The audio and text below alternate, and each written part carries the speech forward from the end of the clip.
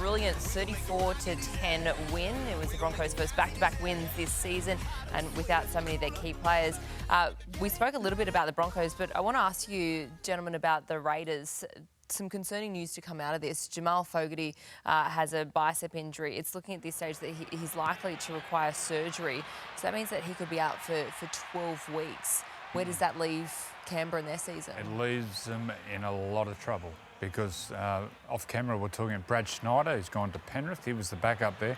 We don't really know who the backup is there. Adam Cook playing in their reserve grade game Adam today. Cook, I don't know much about Adam, but if Adam's there, I'd imagine he'd be a young halfback. So you got Adam and Ethan Strange in the halves, inexperienced halves, which is tough. Well, two things they've been doing really well this year is playing tough, and they have a great kicking game off the back of Jamal Fogarty, and that is hard to replace. You know, Ethan Strange is a very young player. He's still developing into.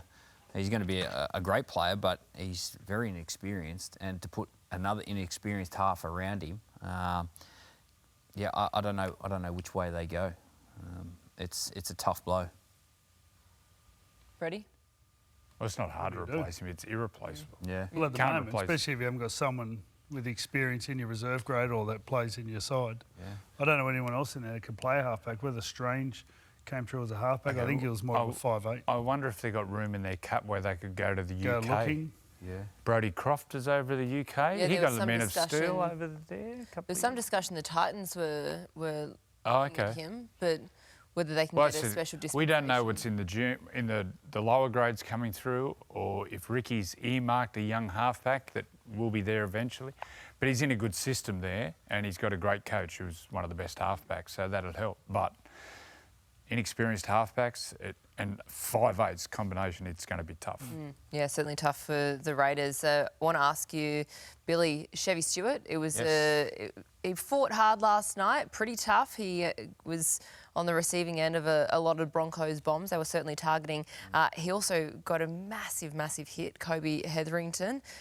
He kept on getting up though and doing his thing. He had a tough night in his second NRL game. He debuted last week. He's only 18 years old. Played in the junior reps for New South Wales, but like this is going to happen. You're going to have these nights, and he's had it in his second night. Tough conditions up there in Brisbane, and they just kept putting up bombs. The one thing to his credit, he kept getting up, he kept playing, and I thought he was courageous in the end. But it was a really tough night for him. He's going to learn from it.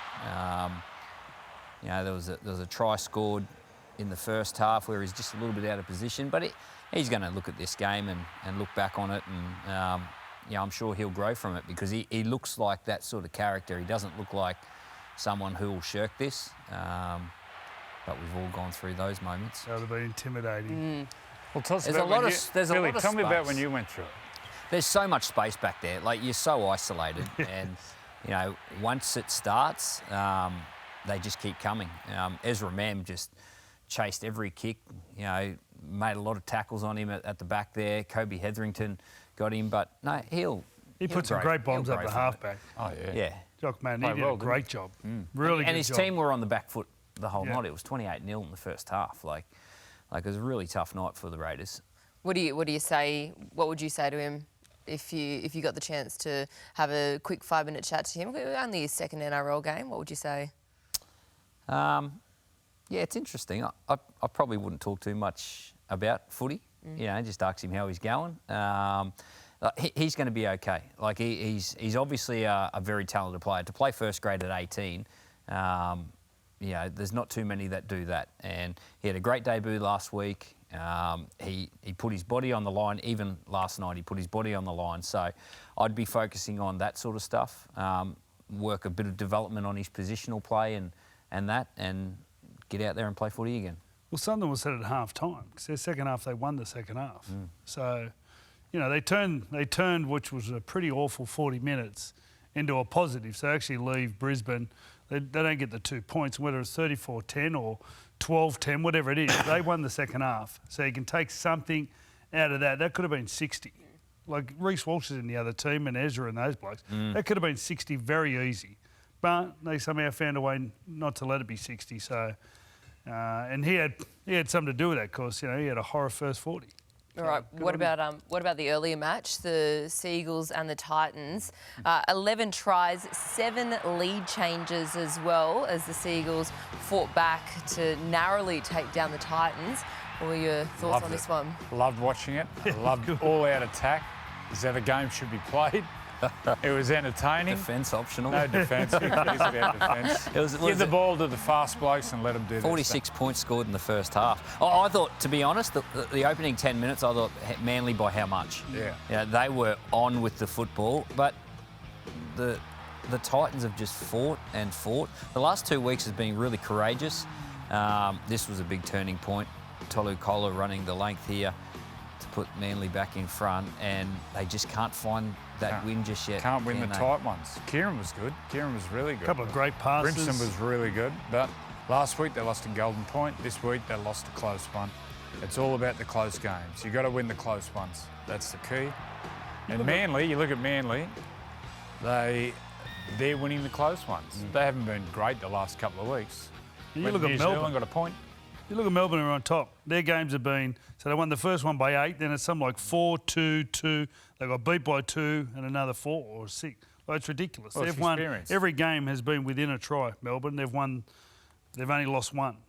What do you think Anthony Seibold will be thinking about Manly's defence at the moment? Well, it's you know what?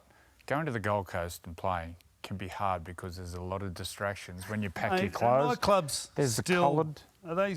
Oh, you'd know. Are they still what? Oh, I saw you in Vegas. It can be a hard place to play. And they got up there, they got the point.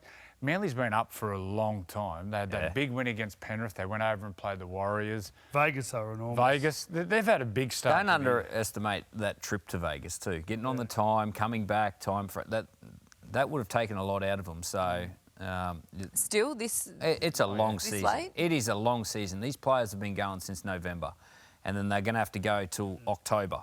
So you're going to have peaks and troughs in your season, and you know, while you're picking up points like this, that's beneficial later on the year. They got that game against Parramatta. I think that's on Friday night, is it? Live and free. You'll see that. Yep. Manly and Para.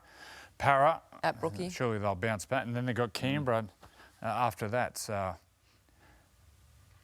What about the Titans? Where do you see their season heading? The fact that they're still without Jaden Campbell, he's not due back until round 11. It's a tough run. They're without Tino Fa'asuamaleaui. The hardest thing to ignore is the fact that they haven't won a game. That for the players, that'd be the hardest thing to ignore right now. But the most important, because the last 2 weeks they've showed a whole heap of effort to go down to Canberra and be right in that match at the end. Could have very well won the game. And then on the weekend, like we all think that Manly are a top 4 team or close to it. They took them to the wire and could have won that game as well. So they're doing some right. They've got to bottle what they're doing right and try and improve on some of the other little areas. I think they've got to work out who their spine is and stick to it. Who do you think best Kieran, fits where? halfback, Brimson 5'8", Campbell. I know they've had injuries around that, but they need to work out who their spine is and lock it in. You talk about Melbourne. Brimson was good at Why fullback. do Melbourne win the close ones? Because they're experienced and they've had those combinations in key positions for so long. Well, Campbell will be out for the best part of a month. I think he's done his PCL in his knee, so he'll have a month on the sideline. Brimson will probably stay at fullback. Yeah, he looks the most likely. He looks really dangerous running the football. 30-12 over the in-form Warriors. Did anyone predict this one coming? Nope. No, not at all. I thought the Warriors would win and win well, but once again, wrong. No, I tip the Warriors, but this doesn't surprise me. They're that sort of team, the Dragons. They can be good. They're as powerful and as physical as any team in the competition. All their tries, Ben Hunt had a hand in, or he scored himself. He was in everything. I thought Zach Lomax was excellent, which he's been all year, and they all played to their ability, and they can do this, the Dragons. They've got a footy team there. That happened a couple of times this week, didn't they? Turbo had one taken out of his hands, and Chance had one as well. Just they thought they were under it. Got to jump. Someone just flies over the top. Got to jump. You can jump. The Turbo one was a banana kick. Can you still jump on the bananas? Yeah, you can still jump. You And still it's jump the on the floaters. banana. It's the floaters. It's the floaters or the torpedoes. They're the ones you struggled with. They're a strong, powerful team. Come on, boys, get your mind out of the gutter. Yeah, if they get an even share of possession or greater possession, they're so hard to beat because they're so big and powerful. What about Zach Lomax? He's been playing out of his skin. Best player in the comp at the moment. Yeah, do you think that now that he does have his future sorted, that has cleared a lot for him? Oh, who would know? No, he was doing it before. Yeah. He just went into the season motivated for whatever reason. You know, whether it was because he wasn't playing fullback, who cares? Who knows? But this is his potential. This is what he's capable of. Like his mindset. Just look at him. And he's just aggressive. He's going to get better. Last week I was signing. It's a great signing now. You look at him. He's coming into that sweet spot of his career. How many games? He would have played over 100 games. He's been there for a while. So, yeah, he's a top-line player. Is he a shoo-in for New South Wales State of Origin? No, not yet, but he'd be thereabouts for sure. How many weeks to go? About six or 8 weeks? It was 50 days on... Five more games after this weekend. A lot happens. Would you see him as a centre in Origin or a winger? I think you just put him there. His name's in the conversation because you don't know who's going to be injured. You know, already you're looking at different people. People are suspended. So at the moment, what he's shown is he can play multiple positions. So he becomes, definitely in the conversation. Michael Maguire said this week that he'd be looking at him as a winger. Okay, so Brian Toto was first picked winger. So you got Brian and Fox. He plays Fox right. scored 3 tries last week. But he plays on the right. Brian. He's played both. He played on the left on the Okay, he weekend. played both? Okay. Yeah, so Brian's played both his whole career. Fox has played both and at different in State of Origin and done a good job. So. Well, Zach's only a right field player because he's only got the right foot step. He can't play on the other side. But Brian played left on the weekend up at Bathurst. So they did a change because pretty sure he started on the right side. Who would you not want New South Wales to pick, Bill? Politician coming up. Don't ask those questions. All right, what about the Warriors? What do they do? How do they regroup from this one? Oh, they're just in a bit of a flat spell at the moment. I wouldn't be too worried. Last week, they made some really ridiculous errors and poor discipline, and it was the same. They dropped balls and their discipline was poor. You know the Dragons I thought did well? As it showed then, they invited Sean Johnson into the line more. And I thought they worked out a little bit of how to break down Sean Johnson. I didn't see Sean come up with a lot of that out the back. He scored the try early in the game, but I thought I don't know. I'd have to rewatch the game closer. But every time Sean sunk into the line, they had his runners and they had the ball out the back and they blocked the one over the winger as well. They did a really good job in sort of negating him. So you think there's a tactic involved in reducing Sean Johnson's impact in the game? Absolutely. Like when him and Wade, and they've just got that nice pass how they throw it out the back and they hide it so well. Very hard to, if they do that on a quick play ball, it's very hard to stop that because both people are alive, both players. So I think they broke it down somehow. 44-16 over the Parramatta Eels. We heard Brad Arthur, they're calling his team a part-time footy team. Is that fair to say after that result? You could say other things. I think he was being nice. 8 tries in the second half in 25 minutes. Got too hot, got too hard, and they gave up. Simple as that. They gave up. How can you let 8 tries in 25 minutes? Just got too hard from him. He spoke to Trent Barrett at half-time and he said, there's not many points out there. The Dolphins thought there were. They just lost the ruck. They lost all control of the ruck and the Dolphins just tore through them, and on the back of that, Marshall King destroyed him at the ruck. It just became too hard. Well, when you're playing in an environment like that, the pressure just gets to you quicker and it's higher, and they just couldn't handle the pressure. In that second half, when the Dolphins went on a run, they were scoring, kick-off, scoring, kick-off, scoring. Like that just become a routine in the game, and I didn't see it coming, and obviously Brad Arthur didn't see it coming. He didn't miss, calling his team a part-time footy team, and it's not the first time he's used that analogy. I remember a couple of seasons ago he used that analogy as well. You'd expect some changes off the back of that press conference, and you'd expect some changes in actions within some players in their team as well. You wonder who they got to pick though.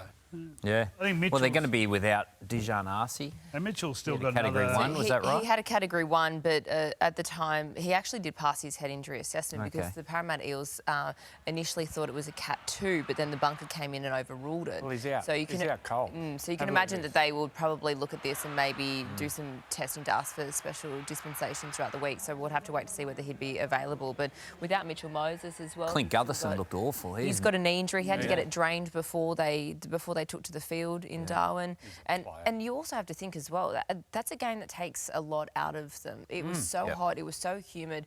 I was speaking to some of the Eels players at full time and they were saying they would have lost a couple of kilos just in fluids during that game. And on top of that, travel. I flew back with the Parramatta Eels. We didn't get home till 6 p.m. last night. It's a big toll for the club. Well, they've got to front up again. That's your job. Front up next week and play. They've got Manly, as we said, live and free. You'll see it. They'll be right up for it, Manly, at 4 points at Brookie. But the question has to ask, Ethan Sanders, there's been a lot of talk about the young halfback.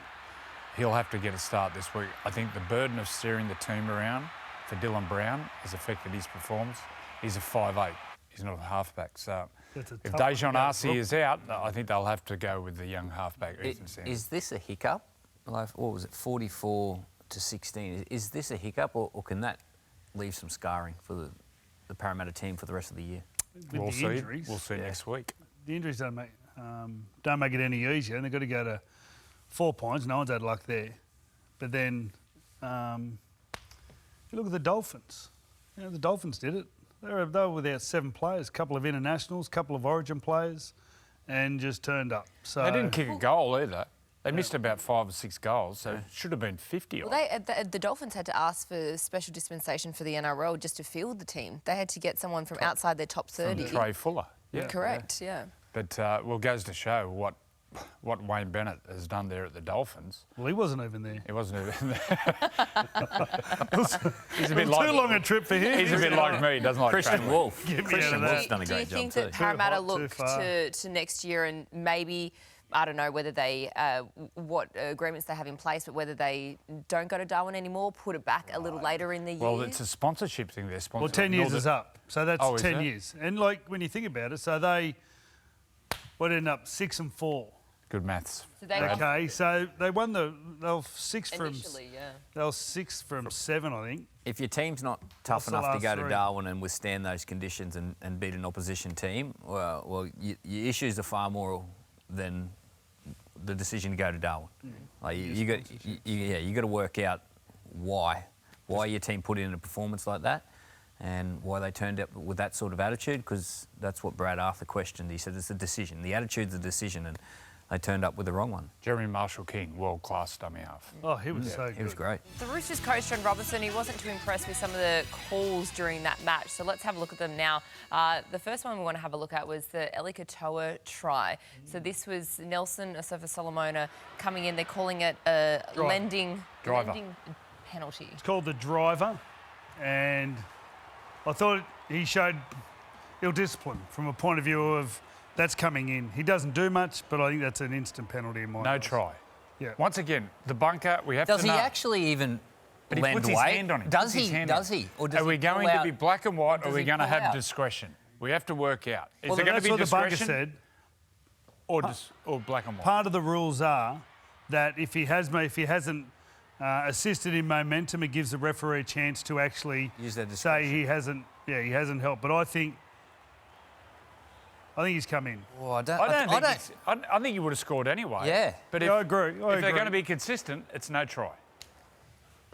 So you think that they should be black and white in it? No, or I think there should be discretion, disruption? but we have to work out, are we going to be discretion or are we going to be black and white? Well, I think they've and we've seen them penalised. There's that was always discretion. And They- I think there's discretion there. There Always has to be. has been There has to be. discretion. But they haven't come out and said that. Well, you sure? I listened. I've sat in the meetings and they always talk about that. There's discretion in every decision in rugby league, nearly. Like if you sat there and and judged every 10 metres, the game would stop 300 times.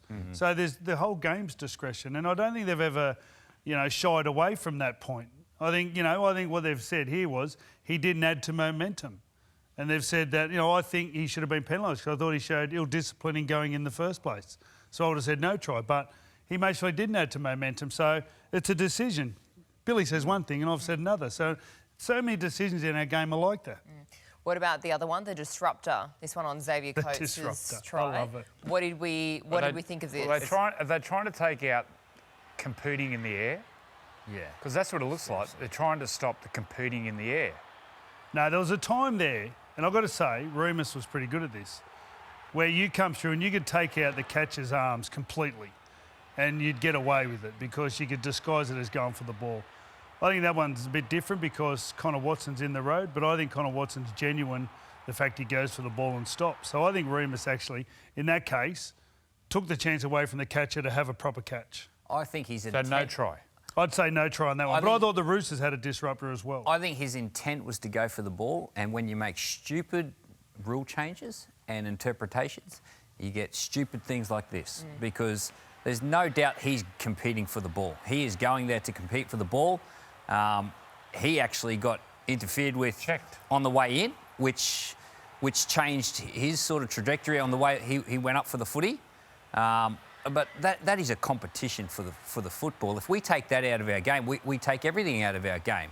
He had eyes for the football, but when you make these stupid interpretations on the rule changes, you're always going to get these arguments. And I don't think it was necessary to make this change in the off season. Joey, your thoughts? I can wear the referee making errors because they're human. Everyone makes errors, but the bunker's got to be consistent with their calls. For me, that was a try because he's competing for the ball. He gets checked off Connor Watson, but if they're going to be pedantic, and they're being quite pedantic with this disruptor, then it's no try. You like that word, Freddie? don't you? I love disruptor. The best one I liked was the wrestling one, the prowler.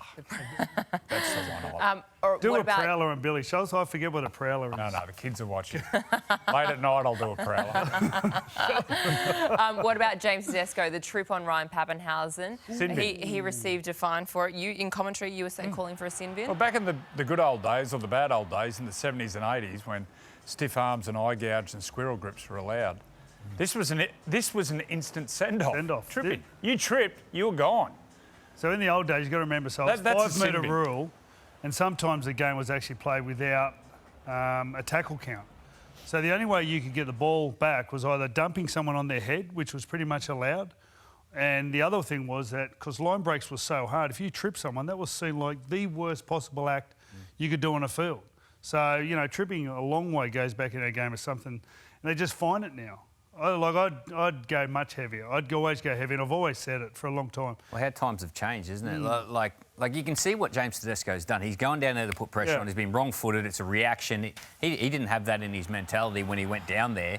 But could you imagine that happening on a kicker when they're about to kick the ball? Yeah. But don't you think They'd get this life. is because they've been practiced that tripping's okay? Like players actually... Mate, there's a bit I've of seen force quite a there. few. There's a fair few tripping these days, and like, all they do is get a fine. Yeah. Like it's not as though like... He's disappointed in himself. You can see by his reaction. Yeah. Well, he's competing and Yeah. he gets wrong-footed. But if you have a look at that side-on angle we just looked at, there's quite a bit of force. Yeah. He could have really hurt Pappenhausen then. Could have really hurt him. This year, NRL on 9 is your one-stop shop for all footy. That's right, Freddie. Not about the highlights. Action. 7 days a week. Billy and Gus podcast, get that on your drive on the way home. Immortal Behaviour, grab a seat on the couch for that. And of course, my favourite, Freddie in the Aim. The best footy brains, the biggest games. Don't trust the algorithm, subscribe to NRL on 9 and get all your entertainment there.